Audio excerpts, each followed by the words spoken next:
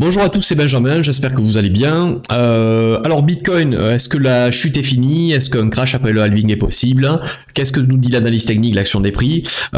Du coup, est-ce qu'il faut acheter des altcoins? Est-ce que c'est le moment d'acheter des altcoins? Est-ce qu'on doit attendre que Bitcoin crache un peu plus? Je vais essayer de répondre à ces questions, comme d'habitude, je vais un peu me mouiller. C'est pas aujourd'hui que ça va changer, et puis dans tous les cas, je suis pas là pour avoir raison, comme je vous le dis souvent. Le but, c'est quand on a raison d'avoir raison fort, de chercher des paris asymétriques, de gérer son risque. Et quand on a tort, d'avoir que ça nous coûte peu dans nos décisions, ok? C'est ça le but. Alors Bitcoin, froidement là, on va faire une analyse. Alors je vous renvoie sur le dernier live que je vous ai fait la semaine dernière. Hein. Finalement, il y a pas grand chose qui change, moi dans mon point de vue, mais on va quand même se faire un petit débrief là. En gros, c'est est-ce que il est intéressant d'attendre plus bas? Ou est-ce qu'il faudrait déjà racheter ce dip sur les altcoins? Alors avant que déjà qu'on commence dans l'analyse technique, je voudrais vous dire mon ressenti général. Mon ressenti général en ce moment, c'est que je vois quand même sur les réseaux sociaux des gens qui sont contents d'avoir déjà acheté le dip. Alors attention, je ne jette pas la pierre. Avoir acheté ce dip, comme je dis très souvent autour de moi et aux membres de du Swing Invest, etc. Acheter ce dip, c'est plus du FOMO. Le FOMO, c'était quand vous étiez excité à vouloir acheter des altcoins sur les tops et que personne ne voulait prendre des profits, que tout le monde voulait acheter et moi je viens d'arriver, etc. Là, c'est plus du FOMO. C'est-à-dire que ce dip là qu'on a eu la semaine dernière, certains ont réussi à le choper, c'est très bien. Par contre, comme je vous disais depuis un moment, dans une tendance baissière qui commence à s'installer, on a ce sentiment que le dip est facile à acheter. Posez-vous la question, est-ce que ce dip était facile ou pas? C'est vous qui avez la réponse, ok? Qui avez votre réponse. Moi, personnellement, je vois sur les réseaux sociaux de plus en plus des gens qui sont quand même contents d'avoir acheté le dip, qui se moquent de ceux qui l'ont pas acheté. Et ce dip était-il pas trop facile à acheter? Alors après, c'est l'analyse technique qui va donner le verdict, et on va y aller. Moi, je vais vous dire ce que je pense. D'ailleurs, là, c'est en train de se dégrader, ça me plaît pas beaucoup. Mais ceux qui l'ont fait, sachez que c'est plus du FOMO. C'est-à-dire, autant il y a quelques semaines, je vous disais d'arrêter, je vous disais de ne pas vous exposer si vous étiez investisseur et pas swing trader de continuation, qui étaient sur les alts ont pris des grosses sauces. Mais maintenant, ceux qui ont acheté ce dip, c'est pas du FOMO. C'est un move qui peut se faire, mais c'est peut-être un dip un peu trop tôt. Alors, effectivement, je vois des gens, moi, qui disent, voilà, j'ai acheté le dip, ouais, super, vous l'avez pas eu, le bottom est passé, bon, etc. Mais certains me disent aussi, Benjamin, ouais, mais il y a quand même des gens qui ont peur d'un dip plus profond en ce moment. Et donc, si tout le monde a peur qu'il y ait un dip plus profond, on va pas y aller. Mais moi, ça, je réponds, comme je vous avais dit il y a quelques semaines, les gens avaient déjà peur d'un dip. Ça parlait du dip. Même s'il y avait un peu plus d'euphorie, les gens parlaient d'un dip. Attention, le dip, le halving, etc. Et moi, comme je vous avais dit, je regarde pas ce que les gens ils disent. Hein. Je regarde ce qu'ils font. Ok? Et la maladie du retail, en général, c'est de savoir, il y a un petit côté sadomaso. Tu sais que tu vas te faire punir à un certain moment, mais tu te dis, et si ça arrivait pas et que je restais sur le côté? Donc en fait, la vraie question c'est, ce que je vous disais déjà ici, là, 2-3 semaines, oui, les gens ont peur du dip, mais est-ce qu'ils ont pris des profits? Est-ce qu'ils ont vendu clairement? Pas beaucoup. Beaucoup sont restés attachés à ces positions. La question maintenant c'est, oui, les gens ont peur du dip, mais est-ce qu'ils sont quand même déjà en train de racheter? Oui ou non? Je pense qu'il y en a quand même pas mal qui se disent, au cas où, on sait jamais, parce que si ça repartait, voilà. Et c'est un bon move et c'est smart de le faire, si c'est ce qui te fait du bien. Parce que c'est plus du FOMO, je le rappelle. Mais deux, est-ce que ceux qui ont holdé leur position jusqu'à ici ont assez souffert? Est-ce qu'ils ont vendu, ces gens-là? Est-ce qu'ils sont pas en train de se dire, ouf, ça va, le dip est passé, le halving est passé, bon, ça va repartir, j'ai bien fait de pas vendre. Si c'est le cas, le marché pourrait avoir intérêt d'aller plus bas. Voilà, ça c'est mon analyse psychologique à froid. Après, rien ne remplace. Ça doit se voir dans les graphiques, ok? Rien ne remplacera tout ça. On va faire une analyse graphique, et parce que là vous êtes tous suspendus. En gros, vous avez les alts qui ont fait ça, hop, qui ont bien pété, il y en a, et là ils ont retracé, et ils ont été ravalés, ils sont comme ça. Donc vous avez des zones d'investissement qui sont plutôt par ici, vous avez des alts qui ont certains touché à des zones d'invest, ou pas loin, ou qui ont retracé de moitié, etc. Et là vous vous dites, yes, il y a eu un rebond. Sur ce rebond, je vous le glisse ici, il y a peut-être... C'était peut-être un peu prématuré. Êtes-vous prêt à un dip plus profond? Si un dip plus profond, il y a de fortes chances que vos alts fassent ça derrière, ok? Surtout que beaucoup d'alts ont pris des mauvaises dynamiques, et vous avez des altcoins, si vous voulez, qui commencent à être sous des trendlines un peu baissières. Donc oui, ce sont des rebonds en ce moment, mais ce sont des rebonds dans un trend baissier qui est peut-être en train de s'installer. Ok, et la fête est peut-être finie. En fait, les gens ils ont dit ouais super, j'ai enfin pu participer à la fête, j'ai acheté le dip, on va aller plus haut, et non, t'as pas acheté, boum. Et tu vas immobiliser ton cash dans des endroits comme ça. Encore une fois, si vous l'avez fait, c'est assez smart de l'avoir fait. Si ça vous fait du bien, c'est plus du FOMO. C'est pas comme quand vous achetiez des alts ici, là, sur des tops potentiels. Ok. Mais faites attention, les trends sont quand même baissières en daily. La dynamique me plaît pas beaucoup. Voilà, moi pour l'instant, je vous le dis, sur les altes, personnellement, je n'ai rien fait. Par rapport à ce que je vous disais que j'avais délesté ici, que je me retrouvais 50-50 à peu près, 50 liquidités de côté et après à racheter et 50% dans le marché, c'est toujours le cas pour moi aujourd'hui. Voilà, donc c'est ça que je voulais vous dire. Dans un rebond, dans un marché baissier, vous avez toujours des rebonds haussiers. Et dans un marché baissier qui s'installe, le dip est facile à acheter. En général, le retail a cette maladie de se jeter trop rapidement sur les altcoins. Ok? Est-ce que ça va être le cas? Je sais pas. Regardez autour de vous. Est-ce que les gens ont vendu, malgré le fait qu'ils disent qu'il y a un dip qui peut arriver? Est-ce qu'ils l'ont fait? Est-ce qu'ils ont appuyé sur le bouton? Et 2, s'ils n'ont pas vendu, est-ce qu'ils holdent encore? Et 3, est-ce que déjà beaucoup commencent à racheter le dip de peur que si ça repart, je suis pas dans le train? J'ai l'impression qu'il y a ces trois cocktails explosifs là, pour l'instant, pour moi. Après, on verra bien, c'est le marché qui va décider.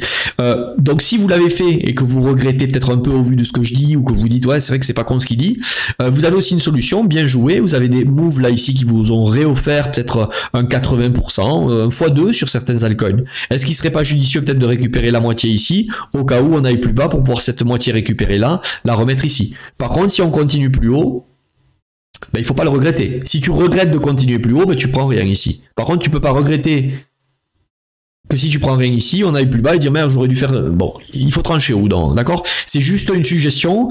Bien joué si tu as chopé une mèche ici. Rebond, est-ce que c'est pas une sorte de se hedger, de récupérer un peu au cas où on aille plus bas? Étant donné la psychologie. Et surtout, étant donné ce que va nous faire Bitcoin. Et c'est ce qu'on va regarder. Ok, on va essayer de voir qu'est-ce qu'il pourrait nous faire. Alors. Rappelez-vous, au passage, est-ce que ces types de fractales, ici, ça commence pas à ressembler à des trucs comme ça? Ok, il y a ça. Après un pump quand même assez démesuré. Moi, c'est pour ça que je suis pas Madame Irma. Je vous dis souvent, je parle de prise de profit, de risk-reward. Je joue pas à celui qui va deviner ce qui va se passer. J'essaie d'intensifier un scénario probable par rapport à l'analyse technique, mais je suis là surtout pour arbitrer mon portefeuille, pour avoir un portefeuille qui fasse une equity curve, ok, une courbe qui fait ça. Ça monte, ça monte, ça monte. Ou je log des profits. Oui, ça monte moins vite puisque j'ai pris des profits, mais quand ça dit, bouf, ça fait amortisseur, ok. Plutôt qu'avoir une courbe qui fasse ça. Hop, ah merde, putain, ouais, je suis émotionnellement, c'est très très dur à vivre en plus, c'est quelque chose comme ça. Bon, est-ce que la tendance, certains me parlent peut-être que le bull est fini. Non, le bull il n'est pas fini.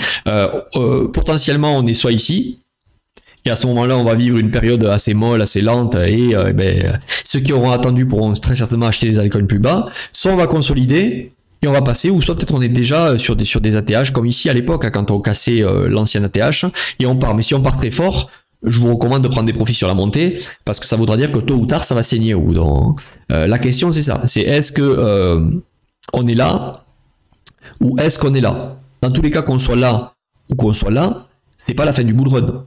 Okay, c'est juste que peut-être, là, il y en a qui se sont amusés, on s'est bien amusé, certains sont arrivés un peu tard ici, là, depuis que les ETF sont acceptés, comme j'avais fait, je sais pas si je l'avais fait sur YouTube ou sur le Swing Invest, c'est un peu, tu sais, comme les mecs qui arrivent déchirés en fin de soirée, à 6h du matin, la fête va fermer, non mais monsieur, c'est fini la fête. Ah bon, quoi, c'est fini? Non, je voulais m'amuser, ah ben oui, mais maintenant il faut revenir le week-end prochain, c'est fini là.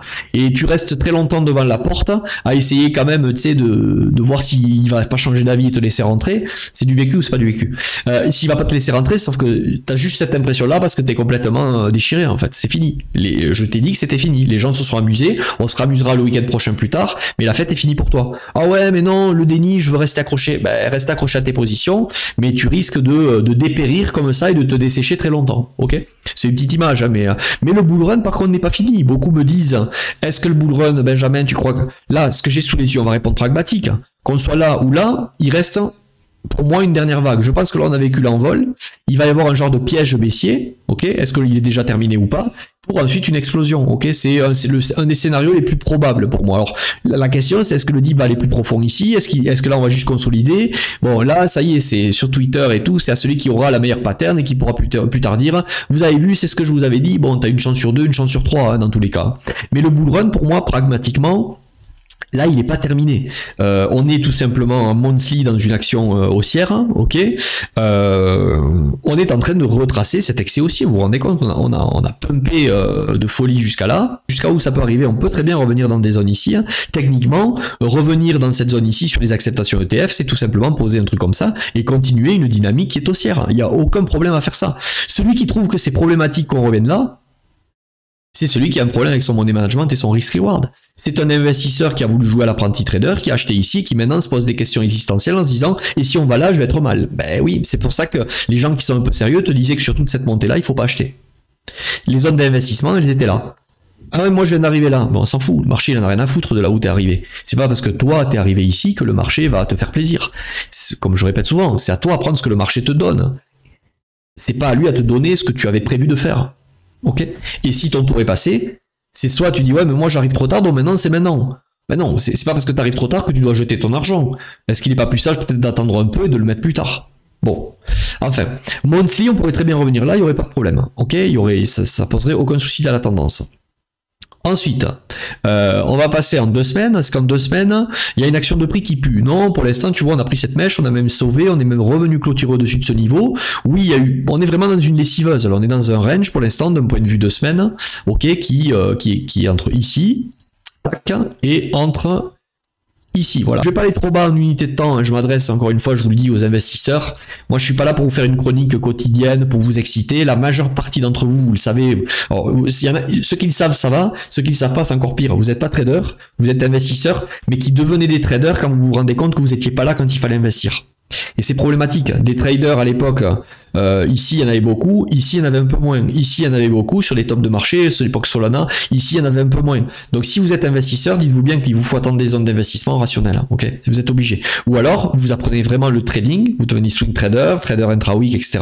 Mais attention, c'est un métier. Ok, voilà. Et si vous le savez pas, essayez de prendre du temps à réfléchir à ce que vous êtes avant d'agir sur les marchés. Ok. D'un point de vue monthly de semaine, je suis obligé de vous dire favoritisme à la continuation haussière. D'un point de vue 2 semaines, cycle, ok? On ira plus haut. Mais est-ce qu'on va aller plus haut au passage en prenant cette liquidité basse et ensuite en allant plus haut? Est-ce qu'on va aller plus haut en venant ici pour aller plus haut? Mais pour l'instant, on peut pas, si vous voulez, d'un point de vue investisseur, c'est pour ça qu'il ne faut pas tout mélanger. Quand je vous parle d'un dip potentiel, c'est pour recharger en vue de faire un meilleur bull run en investissement. Donc un investisseur doit penser haussier, doit pas penser je sors du marché, il doit penser profit partiel, pour pouvoir réaccumuler un peu plus s'il veut faire un effet boule de neige avant qu'il y ait l'explosion. Ok? Et donc vous allez être obligé d'essayer de timer des dips comme ça. Mais par contre, là, je pense haussier. C'est-à-dire que celui qui a une stratégie en disant je sais qu'on peut dipper là, mais je veux pas prendre le risque d'une continuation haussière, donc du coup je vends pas ici, mais du coup j'accepte une baisse parce que je pense que Bitcoin pourrait aller mourir sur ce cycle aux 120-130 000. C'est ok, c'est smart. Si tu es ok avec ce truc-là. Mais il faut que la raison ce soit ça. Il faut pas que la raison ce soit non, mais d'ailleurs, ça baissera jamais, moi je veux pas croire au dip. Là, tu rentres dans la religion, etc. Et c'est pas bon en général, ok? Voilà, donc je pense haussier, on monte, on consolide, je pense toujours haussier. Weekly. Weekly, les sieveuses, pareil, mèche, on n'y arrive pas. Mèche en dessous, on sauve la clôture. On vient ici, bougie pleine, ah, très bien. Juste après, mèche en dessous, très bullish. Mais mèche en dessus, on dégueule. Hop, on vient mèche en dessous, on prend cette liquidité. Bon, c'est vraiment difficile. Mais en tout cas, l'action du prix, je vous en ai parlé sur les derniers lives, commençait à ne pas me plaire. Toutes ces invalidations, toutes ces moulinettes, etc. Le début de semaine commençait bien, puisque la semaine dernière, encore une fois, on mèche, on sauve la clôture. Le fameux buy le dip où des gens se sont précipités, très certainement. Et encore une fois, ils ont pas mal fait. C'était des bonnes zones d'investissement. Mais encore faut-il pouvoir maintenant se dire que si c'est invalidé, je vais holder pendant très longtemps du cash immobilisé dans des altcoins que j'ai acheté ici un peu trop tôt. Et potentiellement, c'est pas pour craquer, se poser des questions existentielles. Si finalement, la fête est reportée, comme je disais au début, et finalement, le bull run, il va se relancer l'automne, septembre, octobre, crescendo, et on a le pump vraiment phénoménal début 2025. Si c'est le cas et que tu as acheté des altcoins ici, dis-toi bien que si ça dip un peu plus, il faudra pas commencer à se dire ouais mais c'est ce que je revends. Non, tu as acheté, tu as mis une petite cartouche, tu es investisseur, tu penses qu'on ira plus haut, donc tu gardes. Mais par contre, tu peux pas tout avoir. Acheter un peu et pas vouloir holder de la perte latente. Ok. Donc ça c'était sympa, mais là ce que je vois cette semaine, pour l'instant, si on clôture la semaine sous ce niveau, c'est très bearish, ok, sous les 59 000. Au passage, sur les contrats dérivés, là on n'est pas sur les contrats dérivés, on est sur Bitstamp. Hein, sur les contrats dérivés, on n'a pas pris cette mèche. Je suis étonné. C'est-à-dire que pour moi, les 59 000, le bas de la bougie weekly du 4 mars doit sauter. Je suis étonné. Si par contre on va de suite prendre le haut sans prendre cette liquidité-là, attention, hein, là on pourrait rentrer dans une phase euphorique sur les altcoins et tout, ça serait bien, mais je vous le dis, prenez des TP. Si vous voulez pas le faire, tant pis. Mais on en reparlera dans quelques temps, ok? Dites-vous bien qu'il y en a qui sont passés avant vous sur ces moves-là, et que ne pas avoir pris de TP, ils se sont fait éclater ensuite. Donc prenez les profits si vraiment on y va, parce que si on laisse toute cette liquidité en attente, le jour où il va y avoir un drame, ça va faire mal. Hein. Donc je préférerais moi qu'on aille prendre ça en bas et qu'on réagisse et qu'ensuite on aille plus haut. Pour l'instant, alors c'était pas d'actualité la semaine dernière, mais là cette semaine c'est pas beau. À nouveau, regardez ici, pam, on est venu prendre cette liquidité haute à cet endroit, ok, et là on est en train de rejeter. Donc d'un point de vue weekly, d'un point de vue long terme, on va plus haut, je vous l'ai dit, mais là, d'un point de vue weekly, on commence à avoir des signes de faiblesse. D'ailleurs, c'est pas nouveau, je vous en parle depuis un petit moment, hein, quand j'avais zoomé sur les lives. Je pense que là, si le marché revient pour moi dans les 61, 62, c'est vraiment pour y aller la chercher. Si encore une fois, il rebondit là, qu'il va pas chercher les 59 000, là, cette mèche, et qu'il repart plus haut, ça rajoutera de la liquidité en dessous, et je pense qu'au bout d'un moment, on va y aller violemment, et les gens ne seront pas prêts, quoi. On va continuer maintenant un peu plus précisément en daily pour que vous puissiez affiner, je terminerai en daily, hein, pour que vous puissiez affiner votre stratégie sur est-ce que sur les altcoins je mets des pièces, est-ce que j'attends un peu plus, si j'attends un peu plus qu'est-ce que je risque, aussi peut-être de rater un train, etc. On va terminer comme ça. Avant qu'on continue, vous avez en dessous cette vidéo le lien pour rejoindre la communauté School, ok, je vous laisse lire ici. Vous avez deux solutions, hein. Vous avez des formules en abonnement, ok, vous avez le lien ici, ou vous avez des formules plutôt long terme, illimitées pour accéder à la communauté, etc. long terme. Si ça vous intéresse plutôt de partir sur du long terme, savoir ce qui est proposé par rapport aux abonnements, vous prenez un rendez-vous ici. Donc je m'adresse aux investisseurs, hein. Stratégie altcoin, cyclicité de marché, bon vous connaissez le tempo de la chaîne maintenant, hein. Psychologie mindset, on parle de risque récompense, moi je vous le dis, je suis pas Madame Irma, analyse technique pour investisseurs, on cherche des zones pour investisseurs, on a des vraies stratégies de prise de profit quand ça monte. Dans les formules un peu premium ici, vous avez de la relation directe avec moi, c'est-à-dire qu'il y a des suivis one-one pour que je vous assiste pendant tout un cycle, si vous partez sur de l'illimité long terme. Il y a des bonus, donc qu'est-ce que vous avez en gros? Vous avez, bon, vous regardez cette vidéo si vous voulez en savoir un peu plus, mais en gros il y a un espace membre, ok, on est 46 personnes maintenant, très bien. Il y a des événements toutes les semaines où je fais un suivi marché très poussé pour la communauté, pour les aider à appuyer sur les boutons. On fait des lives altcoin pour voir les listes que moi je suis, les points d'entrée, pourquoi, les points de sortie et tout ça, etc. Les membres de la commune me partagent avant un live altcoin les alts qu'ils veulent que j'analyse, on les regarde ensemble, et moi je partage aussi bien évidemment là où je rentre ma liste, etc. Il y a une petite partie communautaire, très bien, ok, où chacun peut se présenter, parler de ce qu'il a envie, mais bon, moi je suis pas Discord et tout, ça me plaît pas beaucoup, je l'ai mis au cas où.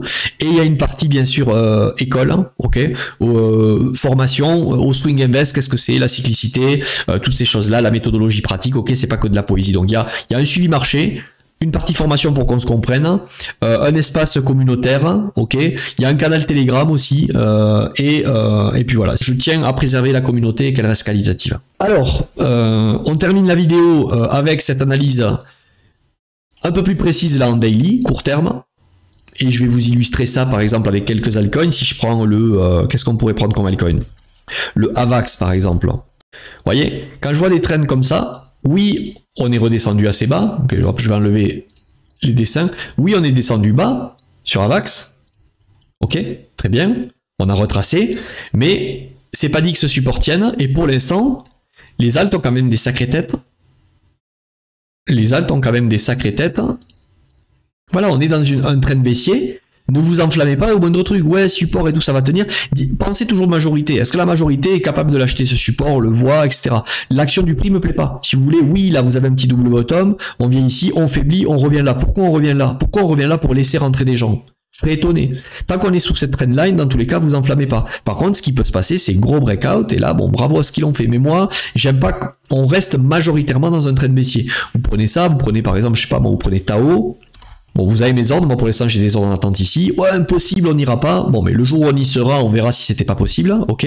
Peut-être qu'on n'ira pas, mais moi pour l'instant mes ordres sont ici. Tao c'est pareil, il y a une mèche qui est très dégueulasse ici, qui me plaît pas du tout, ok. C'est pas que j'aime pas Tao, hein, encore une fois, hein. Détachez-vous de ce côté émotionnel. Ouais, mais pourquoi tu dis ça? Ça veut dire que t'aimes pas Tao? Pas du tout, j'aime pas perdre de l'argent, c'est pas pareil, ok. Donc là, la trend, vous êtes dans un canal qui est baissier. Okay, celui qui me dit qu'il n'est pas dans un canal baissier ici, il y a un problème, hein. Vous êtes dans un canal ici baissier en termes de momentum. Est-ce que Tao est bullish sur long terme? Bien sûr, donc ce dip, on a envie de l'acheter. Mais l'acheter peut-être ici, c'est un peu prématuré. À part si l'acheter ici pour toi te fait du bien, parce que si on repart refaire un nouvel ATH, tu te dis mince. Mais pour l'instant, en termes de momentum, là, on est baissier. Ok. Donc sur Bitcoin, voilà, je vous ai pris deux petits exemples d'altcoin. Sur Bitcoin, je vais pas revenir regarder les derniers lives que j'ai fait. Oui, les lives sont longs, mais cette action de prix ne m'avait pas plu ici, ok, le drop, on revient, la mèche ici qui passe pas, ça me plaît pas, on rejette. Ici, à l'époque, je vous dis, si on revient dans cette zone et qu'on prend juste la liquidité et qu'on n'arrive pas à clôturer sous les 66 000 ici, qu'on vient pas mettre une clôture franche ici, je pense pas quand même nouvelle ATH. Long terme, je pense nouvelle ATH. Mais court terme, on commence quand même à avoir des gros signes de faiblesse, ok. Pourquoi cette mèche est sauvée ici? Si c'est pour relaisser l'opportunité de revenir dedans, sans prendre cette liquidité. Donc pour moi, on commence quand même à avoir... Sur les grosses UT, c'est pas grave, ça serait une aubaine de pouvoir acheter un dip plus profond, mais par contre sur les petites UT, ça renforce moi pour l'instant mon scénario que je me précipite pas dans les altcoins, j'attends encore plus bas. Attention, ne faites pas pareil pour ensuite trouver un coupable et dire ouais t'avais dit que ça irait plus bas. Je te dis que je fais ça en termes de gestion de risque et par rapport à ma gestion de risque, par rapport à ce que moi je préfère. C'est-à-dire que moi je suis le profil qui préfère mettre une flèche dans le 9 ou dans le 10, mais qui si je rate l'opportunité c'est pas grave. Il y en a qui préfèrent être sur l'opportunité, dès lors que c'est pas du FOMO comme je vous disais, mais que par contre, si ça dip et qu'ils ont le cash immobilisé ensuite à perte, ils ont la force mentale de se dire bon c'est pas grave, je suis long terme, j'y suis. Moi j'aime pas trop ça. J'aime pas dire une fois que je suis ouais bon c'est pas grave, je suis long terme. J'aime pas avoir de l'argent qui travaille dans un actif à risque, notamment des altcoins. Bitcoin pourquoi pas, mais dans un altcoin, avoir de l'argent qui est à perte, qui ne travaille pas, et en plus dans un truc qui risque peut-être de crever si vraiment ça commence à s'intensifier. Ok, ou s'il y a une team qui se dispute, etc. S'il y a un gros Black Swan sur le projet, bon bref. Et là, le fait qu'on soit revenu, on a sauvé ici sans prendre la liquidité, c'était étonnant. Bon, mais je me suis dit pourquoi pas, là cette bougie elle est assez forte quand même. On vient ici, on mèche une fois, on mèche deux fois, on n'arrive pas à clôturer au-dessus de ce niveau, et je dirais même en daily, pour pouvoir penser haussier, il faudrait clôturer au-dessus de ce niveau. Ça me plaît pas du tout, moi, quand en gros on squeeze les gens ici, on les coince, et là ensuite on leur offre l'opportunité de dire bon allez, vous avez raté celui-là, venez acheter ici. Ça me fait vraiment passer, on a raté le dip sur les alts, mais je le regrette. On revient éventuellement sur des zones sur les alts où ça pourrait être alléchant qu'on a connu il y a quelques jours, quelques semaines, pour laisser l'opportunité aux gens d'acheter. Et d'un point de vue purement technique, j'aime pas la clôture d'hier, c'est-à-dire le 24 avril, qui ravale le travail total de la bougie ici de pump. Donc je pense que là on est à nouveau repassé bearish en daily. Ok. Et que l'objectif pour moi, c'est que si on revient là maintenant, oui, 61, 62, et allez, je vais me mouiller, pour moi on va venir chercher ce niveau. Par contre, à la fracture, et ça serait très bien, hein, à la fracture de ce niveau, je vais vraiment observer l'action de prix ici. Parce que par contre, je ne vais pas attendre le dip éternel jusqu'à des valeurs très très basses, si par contre on a un gros signe de force ici qui se retourne après avoir justement fait ce dip. Donc on laisse le prix, mais pour moi je pense qu'on va plus bas maintenant.